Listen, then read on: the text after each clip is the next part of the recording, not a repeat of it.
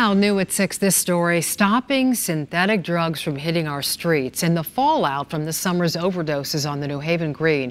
Federal funding is now on its way, along with a change that could catch the drugs before they even get into our country.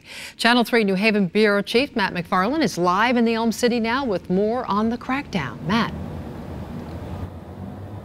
Well, Denise, was right here on the New Haven Green 2 months ago. Dozens of K2 overdoses and more than 100 ambulance calls. Now, in the case of K2, synthetic drugs like fentanyl, many times they're shipped to America from overseas, countries like China and Mexico.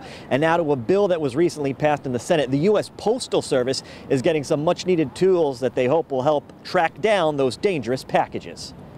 I think it was like 60, 70 cases in one day.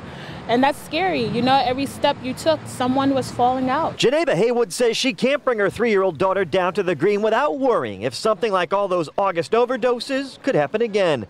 This morning, Senator Blumenthal and first responders that were on the ground were highlighting a new bipartisan bill that passed the Senate last week, providing more than $1 billion in aid to fight the opioid epidemic. The new law also requires the United States Postal Service to electronically collect information about the flow of packages as it tries to crack down on synthetics. Where they're coming from and where they're going to, who is receiving them and who sent them, so that it can intercept and stop imports of fentanyl and K2. That will trigger monitoring and hopefully interception by customs officials. A lot of narcotics that come into this country come in through parcel services, whether the post office or other freight carriers. It's not the majority of narcotics that come into the country, but it is significant. And it is increasing. While the monitoring is key, the bill's passage will provide millions to Connecticut to help with recovery houses, sober coaches, drug take-backs, as well as training and the tools needed. For us to get funding to purchase Narcan is going to save lives. And it's not just for first responders.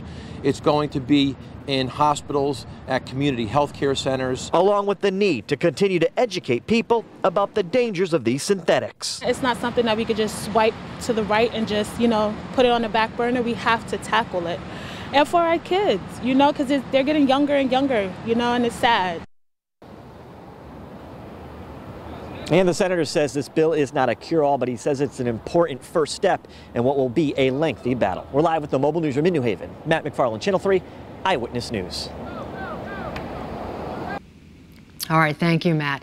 Now, the dangers of synthetic marijuana, they say it's laced with these chemicals that mimic the active ingredient in marijuana.